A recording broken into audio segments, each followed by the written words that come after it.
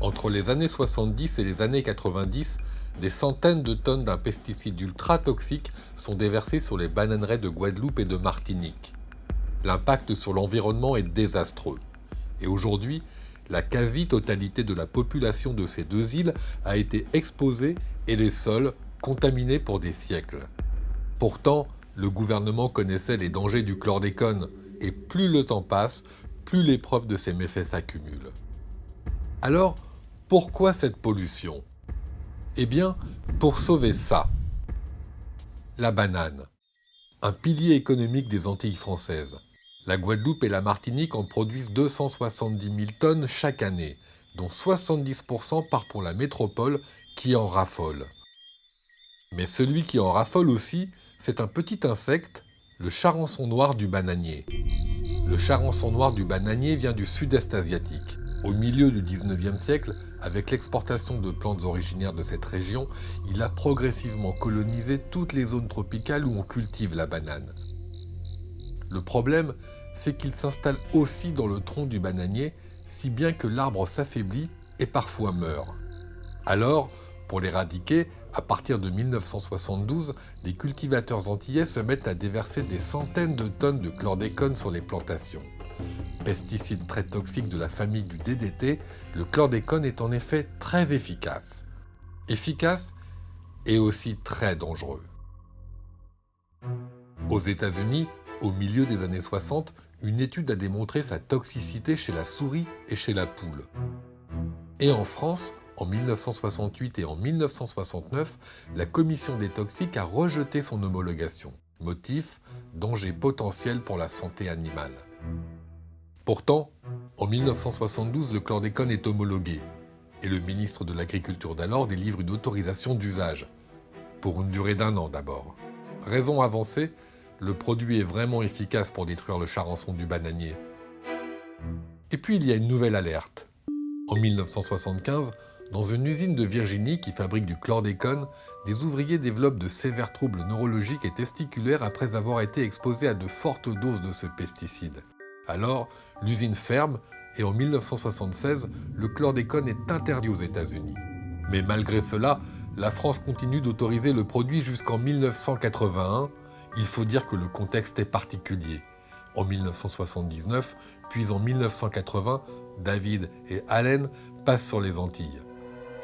Mais le plus grave, c'est l'anéantissement quasi total des bananeraies, principale ressource économique des îles.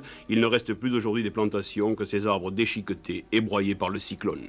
Dans les bananeraies dévastées, le charançon des bananiers prolifère. Solution avancée encore, le chlordécone. Finalement, la France interdit la substance en 1990. Mais l'État accorde quand même 2 dérogations pour son emploi aux Antilles. Pourquoi ? Parce que l'entreprise qui fournit le pesticide aux producteurs de bananes antillais en détient des stocks très importants. Et le dirigeant de cette entreprise, Yves Ayotte, est un puissant entrepreneur martiniquais dont la famille s'est installée sur l'île au XVIIe siècle. Et il est aussi le président du groupement de producteurs de bananes de Martinique. Et il a le bras long, Yves Ayotte. Pour obtenir une dérogation à l'emploi du chlordécone, il a pratiqué personnellement un lobbying auprès de Jean-Pierre Soisson, un des ministres de l'Agriculture qui ont accordé en tout 2 dérogations. Alors jusqu'en 1993, le chlordécone continue de couler à flot sur les bananeraies des Antilles. Et des années après son interdiction, on découvre que le charançon n'est pas la seule victime du chlordécone. Les terres agricoles d'abord. Pour l'heure, une partie seulement des terres agricoles a été analysée. 18 000 hectares seraient contaminés à divers degrés en Martinique et en Guadeloupe. C'est environ un quart de la surface agricole utile de ces îles. Mais en réalité, en 20 ans d'épandage, le chlordécone s'est diffusé bien au-delà. Il est dans les rivières et dans la mer. Résultat, des zones proches du rivage sont interdites à la pêche et des pêcheurs sont poussés à changer de métier. À terre, une partie du bétail et des volailles est contaminée. Côté végétal, ce sont surtout les légumes racines qui sont pollués. En effet, le chlordécone ne monte pas dans la plante. Plus les fruits sont loin de la terre, moins ils sont touchés. Mais surtout, le chlordécone est dans les corps. La quasi-totalité des Guadeloupéens et des Martiniquais sont contaminés. Or, le chlordécone est un perturbateur endocrinien, Même une très faible dose peut avoir des effets sur la santé. Il a des effets négatifs sur le développement cognitif et moteur des nourrissons. On sait qu'il altère la fertilité et qu'il augmente le risque de prématurité. C'est également un poison pour le système nerveux. Et le pesticide est aussi fortement soupçonné d'augmenter le risque de cancer de la prostate.